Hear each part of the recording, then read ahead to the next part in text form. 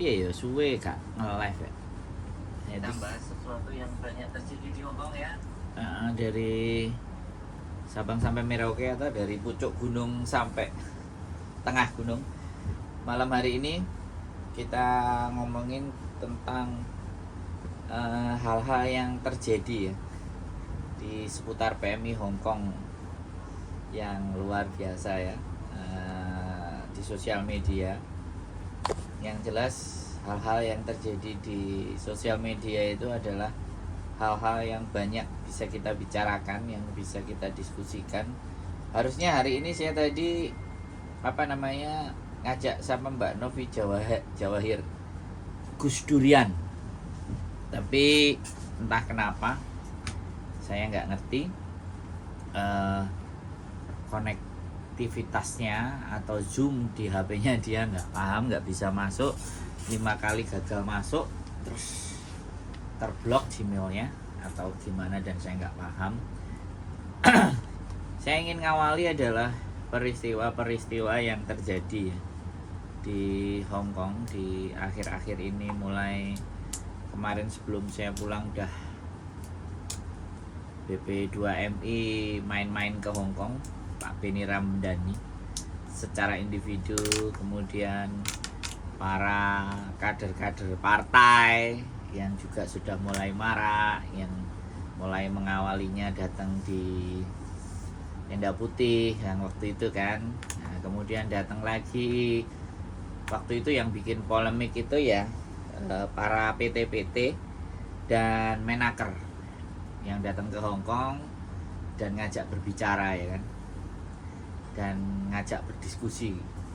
Ya nggak ditayangkan secara langsung sih, tapi dari beberapa informasi dari Aspataki kemarin sempat juga sudah ngajakin Zoom, dan kebetulan saya lagi ngerawat, lagi jenguk mertua saya di rumah sakit, jadi ini ya sudah.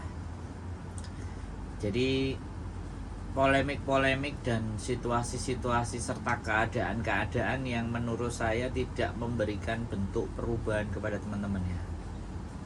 Maka dari itulah hadir konten.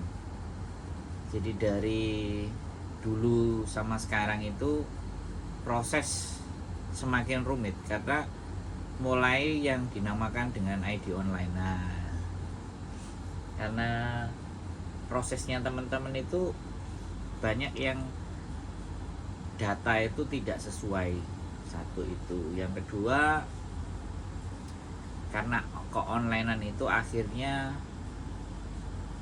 menjadikan celah ya, menjadikan cara. Jadi kalau melihat pemerintah hari ini, kalau melihat pemerintah ini akhir-akhir ini juga berita yang disanterkan itu ya wis macem-macem. Yang terbaru adalah Mentan, Menteri Pertanian yang hilang, kemudian Menteri Menkominfo terjerat korupsi. Jadi sebenarnya kalau ditelisik ya, kalau ditelisik satu persatu ya, banyak sekali sebenarnya. Dan yang ingin saya sampaikan adalah di Hong Kong ini lembaga atau kementerian yang terkait dengan prosesnya teman-teman yang ada di Hong Kong ini, yang pertama adalah Kementerian Luar Negeri ya pastinya. Kementerian Luar Negeri itu ya di setiap KJRI itu di bawah Kementerian Luar Negeri. Kemudian ada di situ ada juga, karena di sini banyak tenaga kerja, masuklah Menteri Tenaga Kerja, Naker. Makanya ada konsul Naker. Nah, konsul polisi, ada semuanya ya. Yang notabene-nya yang di sini kalau diperhitungkan ya, ini saya tidak tahu data pastinya, tapi data pastinya itu KJRI ya sudah mulai mengalami kenaikan dari sekitar 175 sampai 200 ribu teman-teman yang datang ke Hong Kong kalau di total. Itu yang mungkin ya, sekali lagi, yang hidup di atas. Artinya kalau hidup di atas itu dengan dokumen yang masih valid. Nah, ada juga warga negara Indonesia yang ada di Hong Kong pun yang dokumennya tidak valid alias sudah expired. ya, tapi tetap stay orangnya di Hong Kong. Itu ada juga. Jadi di total semuanya, dan bagaimanapun itu begitu banyak manusia, 200 ribuan, 150, 175 kalau saya nggak salah terakhir disebutkan oleh Bapak Konjen yang lama waktu rapat 150, tapi sekarang saya rasa naik lah, naik 10.000 atau 20.000 banyaknya penerbangan. Dan sekali lagi itu menjadikan hal yang harus, ya selamat malam Mbak Sri Kancil, itu kan menjadikan hal yang menjadi bukan konsen saya sih sebenarnya. Saya tidak konsen ke arah sana ya. Saya cuman orang yang di luar sistem, yang mencoba melihat situasi dan keadaan. Dan karena kebetulan saya juga orang Indonesia dan saya tinggal di Hong Kong, nah saya melihat situasi dan keadaan yang terjadi di Hong Kong. Jadi berbagai macam persoalan, tapi sebenarnya yang menjadikan permasalahan itu selalu ada itu kalau dari beberapa hal yang saya lihat. Contohnya aja, saya masuk ke sebuah PT di Indonesia. Nah ternyata memang ya aku nggak ngerti, tapi kenapa sistem pendidikannya buat mereka ini loh, kalau zaman dulu the best, tapi semakin ke belakang ini sudah pamornya atau sudah qualified-nya atau kualitasnya. Jadi, dan itu tidak hanya terjadi bagi para yang non ya, yang X juga itu juga apa ya yang terjadi. Jadi para pihak PT ini, saya sekali lagi ya tidak ngerti skema dan standarnya harus seperti apa. Yang penting izin jalan, oke, sudah boleh teman-teman proses. Ya ketika saya datang ke sebuah PT, kemudian saya nanyain kontrak, itu jawaban mereka adalah kita menerima kontrak itu setelah mau PAP gitu loh. Jadi hanya awal yang ditandatangan itu mereka tanda tangan, tapi kemungkinan kosong, tidak ada namanya, terus diserahkan. Nah setelah itu, nah aku nggak ngerti teman-teman yang berproses ya, karena terus terang kalau saya sih memang tidak menggunakan jalur itu, tidak menggunakan jalur PT dalam fight di luar ya kan, berjuang di luar. Saya tidak menggunakan jalur PT. Nah itu yang menjadi PR ya, PR kita semua ya. Kita bersinergi dari beberapa hal yang ketika saya mendengar konten di luar sana juga ada yang bilang itu bukan membantu, dia hanya membuat konten gitu. Ya itu nggak salah. Sekali lagi jawabannya Mbak Sri Kancil iya, apanya Mbak yang jawabannya iya.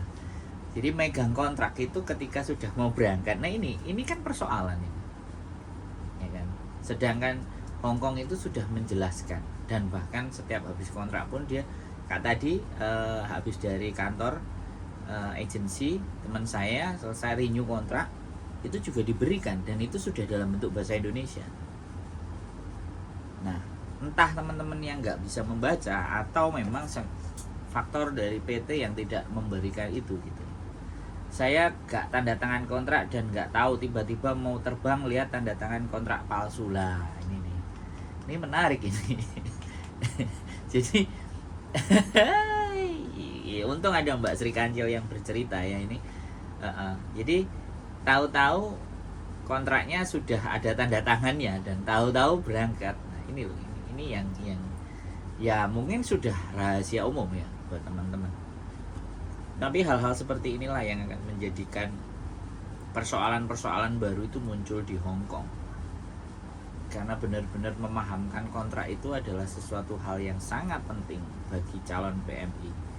Woi, Mbak Nuri Syria hadir. Selamat malam. Terima kasih yang selalu komentar dan selalu memberikan doa terbaik buat kami, Mbak Nuri. Semoga selalu sehat dan bahagia.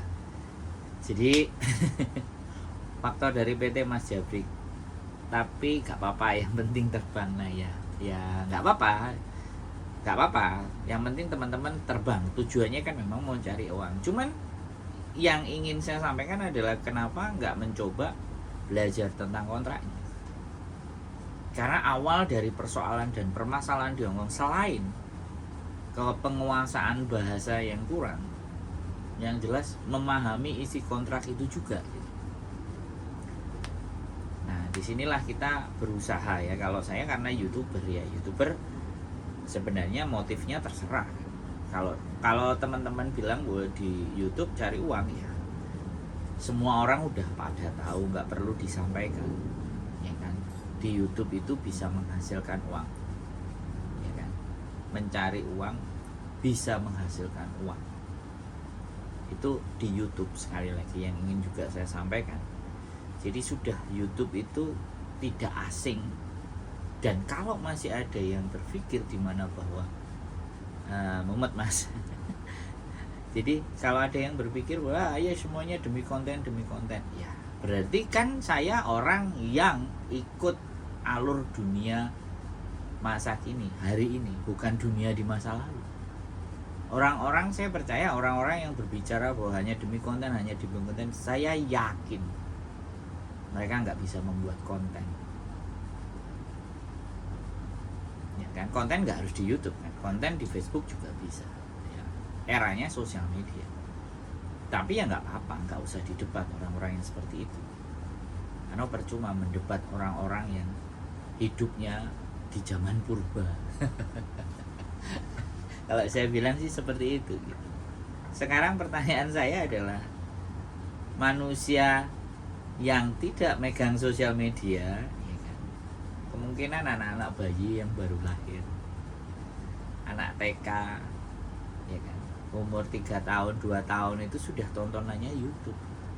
Jadi kalau teman-teman itu tua terus merasa bahwa ya itu semuanya demi konten, berarti Anda itu hidup di zaman purba gitu. Bukan zaman hari ini, bukan zaman era milenial. Nah, sedangkan YouTube itu membuat platform, membuat aplikasi di mana sebenarnya kalau kita menilai sesuatu secara positif itu bisa memberikan dampak yang luar biasa. Bahkan di hari-hari ini YouTube itu aja sebagai pekerjaan gitu. Kan seperti itu ceritanya. Nah, membahas dan mengupas tentang masalah PMI ini memang tidak akan ada habisnya, karena di era-era setiap tahun, ya kan, dari tahun dulu 1990 saya nggak tahu pertama kali gelombang pertamanya PMI di Hongkong itu tahun berapa pertama kali gelombangnya, saya nggak tahu, mungkin ya 90, 91. Jadi yang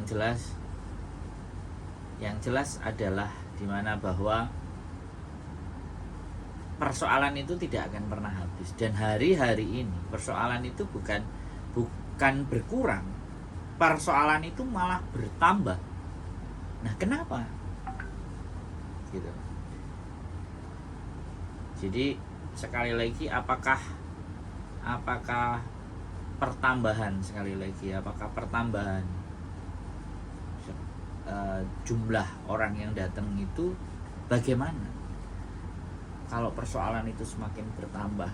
Tapi ya sekali lagi yang nggak kena persoalan ya banyak juga, bahkan lebih banyak yang nggak kena persoalan menurut saya yang lebih banyak, atau cuman diem saja persoalannya dia selesaikan sendiri, nggak ada masalah. Tapi dengan adanya YouTube persoalan itu bisa kita angkat. Tapi ada beberapa pendapat di mana buat teman-teman bahwa persoalan-persoalan itu adalah sesuatu hal yang tidak layak untuk dipublikasikan. Nah, sekarang kita berbicara layak dipublikasi dan tidak. Ukuran layak itu yang bagaimana? Yang tidak layak itu yang bagaimana? Jadi ketika seseorang membutuhkan tempat untuk bercerita, ya sah-sah saja. Tapi ketika kalian ngerasa bahwa hal itu aja kok dinaikin, lah kalau kalian merasa apa yang kami sajikan, apa yang kami tampilkan itu sesuatu yang tidak layak, ya sampean bikinlah sesuatu yang menurut sampean layak loh. Tidak ada larangan orang bermain YouTube, tidak ada larangan. YouTube sudah punya pondasi sendiri YouTube punya aturan sendiri, YouTube punya takaran sendiri untuk mana yang bisa di-up dan mana yang tidak. Nah kalau ditanya saya harus nurut sampean apa nurut YouTube, ya jelas nurut YouTube dong. Nggak nurut sama sampean. Kan seperti itu cerita. Orang-orang yang merasa dimana bahwa selalu akan ada di dunia ini ada orang yang merasa dimana bahwa kemajuan teknologi di hari ini itu tidak diimbangi dengan cara dan pola berpikir. Itu hal yang lumrah. Ya kan? Hidup kita itu hari ini sudah mau nggak mau sudah sangat bersinggungan di sosial media. Nah, apakah logika, cara berpikir dan pola berpikir kita itu sudah siap? Ada yang siap, ada yang tidak. Ada yang ngedumel aja di belakang, ya nggak apa-apa. Tapi it's useless. Andanya hanya menghabiskan energi ketika kalian ngedumel di belakang aja. Yang lebih bagus ya kalian bikin. Kalau semua orang pada bikin, ya bikin loh. Kenapa kalian masih idealis gak mau bikin? Dunianya di situ, eranya di situ, dan kalian masih ibaratnya begini loh. Kita perang udah pakai bom, pakai nuklir. Terus kalian perang mau pakai bambu runcing. Come on guys, ayo. Sekarang era itu ya orang ngomong bisa bukan 1/1. Sekarang ngomong itu 1 sudah bisa sampai 100 yang dengar.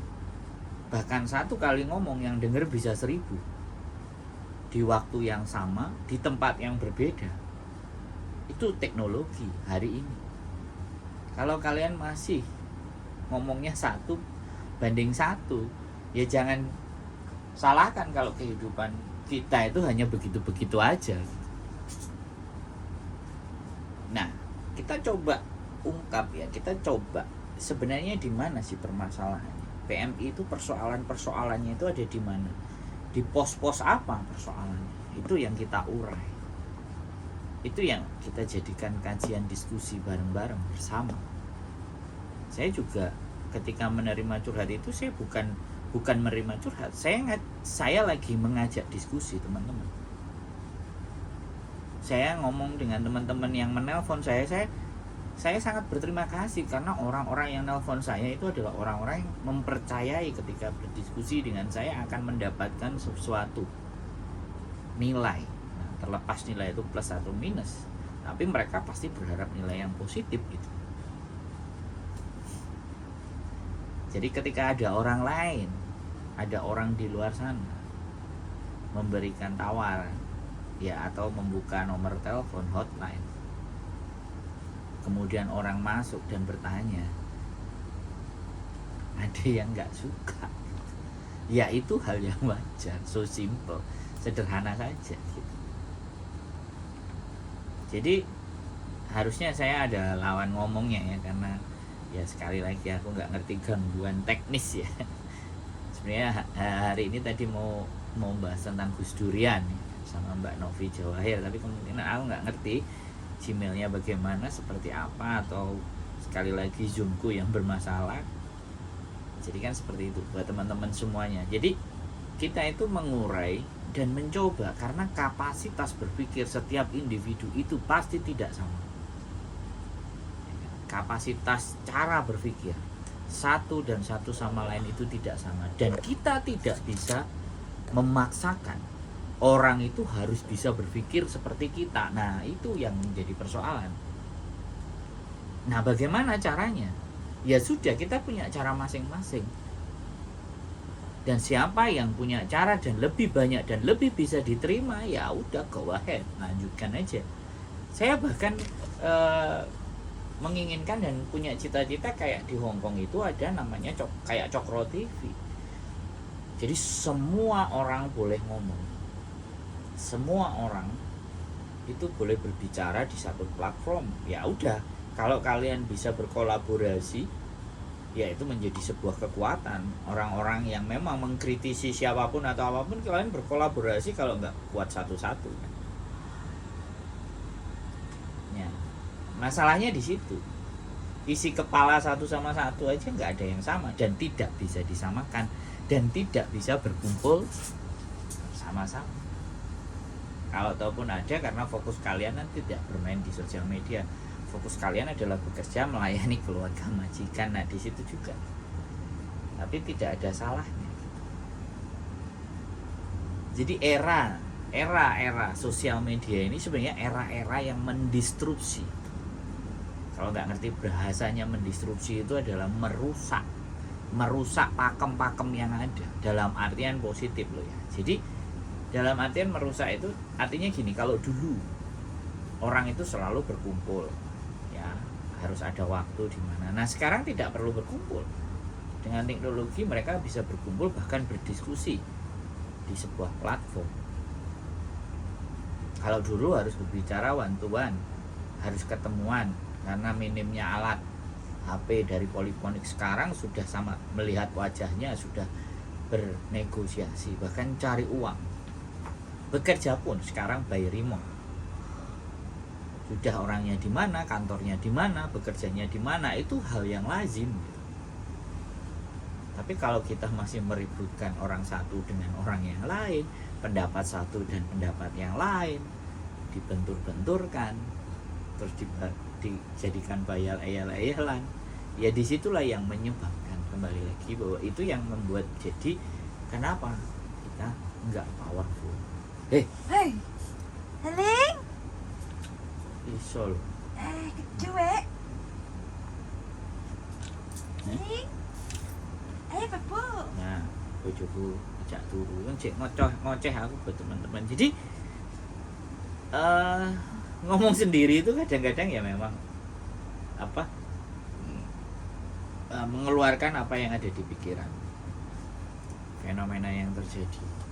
Jadi sekali lagi saya sangat banyak mengucapkan terima kasih buat teman-teman semuanya yang sudah menelpon saya, yang sudah menonton konten saya, yang sudah memberikan komennya, yang sudah memberikan jempolnya.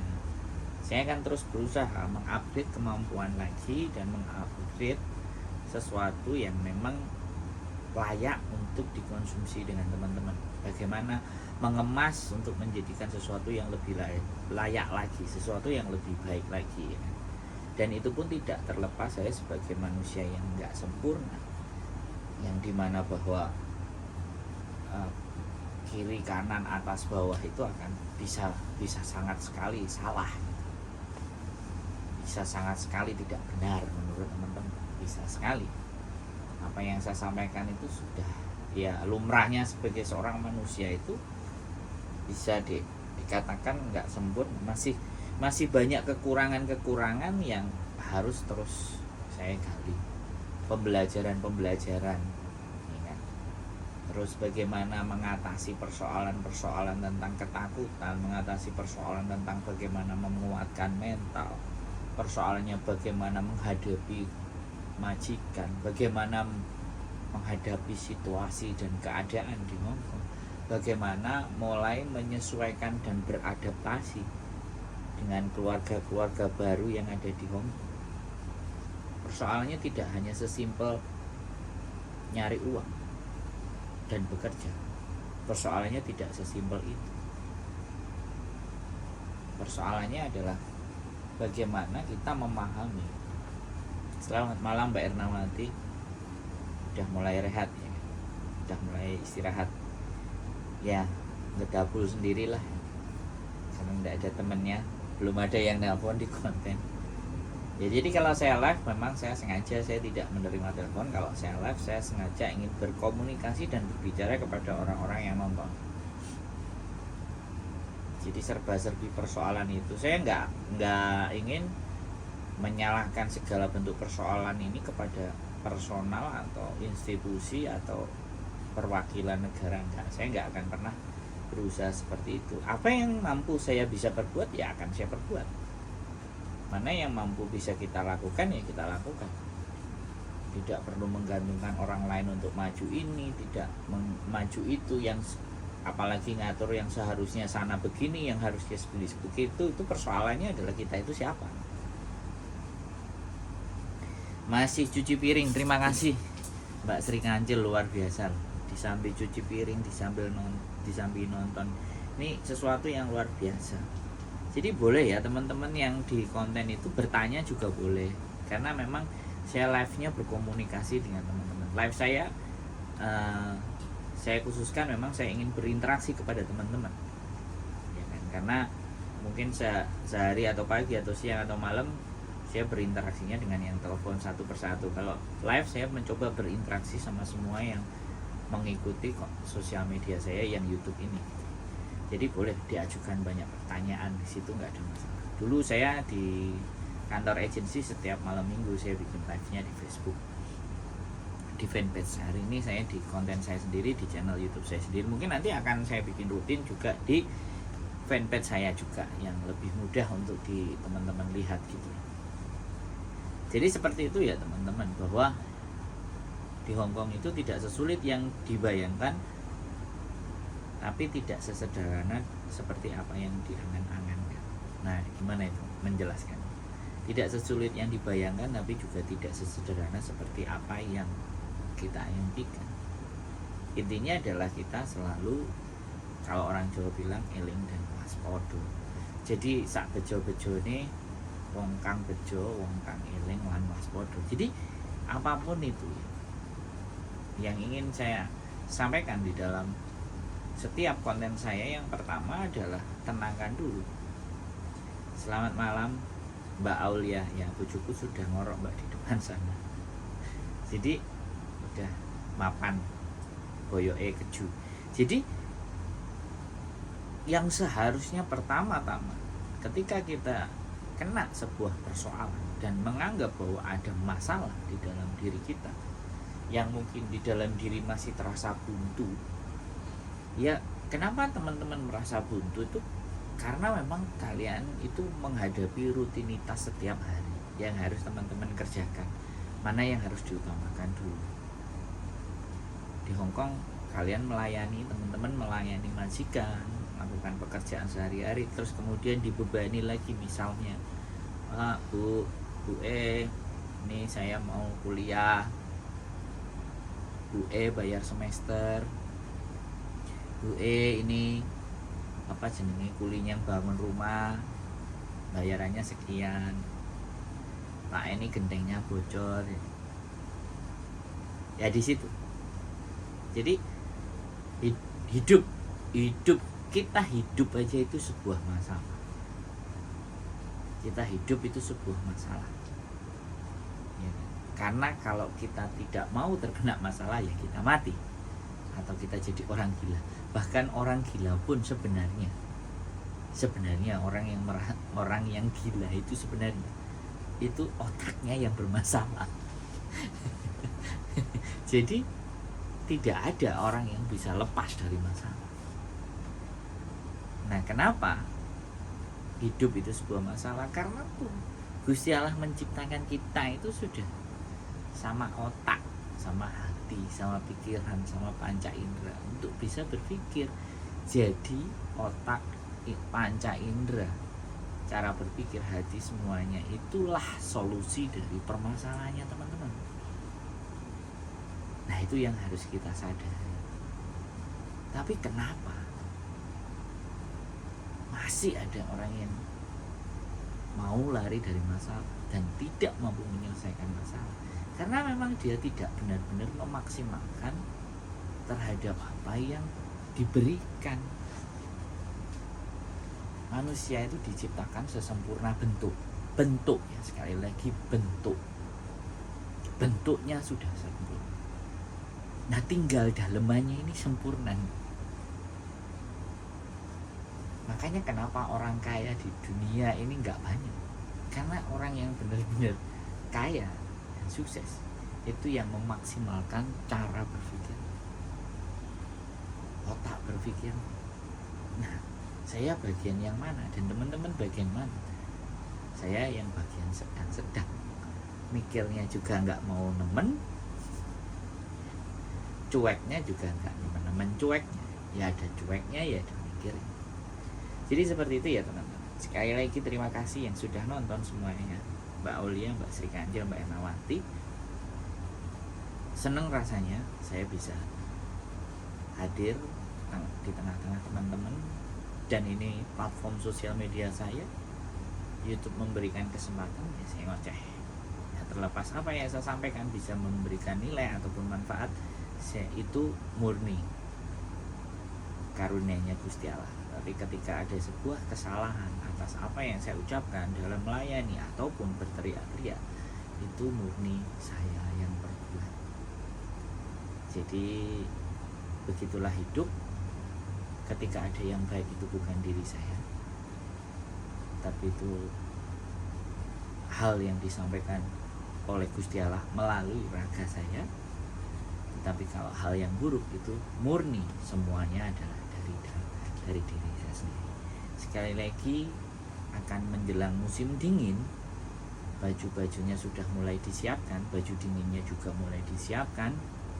Kemudian uangnya jangan dikirim semuanya ke Indonesia, diberikan vitamin atau nutrisi atau suplemen food atau penambah darah, atau mungkin vitamin untuk tulang atau vitamin untuk apapun lah. Jangan nunggu sakit dulu baru membeli obat, tapi mencegahlah dengan mengkonsumsi vitamin. Jadi seperti itu, karena penyakit di dunia ini yang paling berbahaya adalah penyakit merasa sehat, bukan kanker, bukan diabetes, bukan hipertensi, tapi penyakit merasa sehat. Dan hal yang terburuk di dunia ini adalah merasa bisa. Bahaya. Tapi kalau yakin bisa boleh, tapi kalau merasa bisa belum tentu. Jadi kalau udah merasa bisa ini bahaya. Oke teman-teman semuanya, sekali lagi selamat malam. Terima kasih mendengarkan ocehan saya yang ngelantur kiri dan kanan. Yang jelas tetap semangat menggapai cita-cita dan selalu eling lan waspada, mawas diri, evaluasi diri, muhasabah, introspeksi lebih jauh ke dalam diri kita. Tidak perlu kita memikirkan sesuatu yang di luar kemampuan dan batas kita menjangkau. Kita pikirkan hal-hal yang ada di sekitar kita saja. Hal yang membuat kita menjadi merasa manusia yang mampu dan bisa memperbanyak rasa syukur. Keep stay tune my YouTube channel and see you next video. Mbak Pesek, bye bye.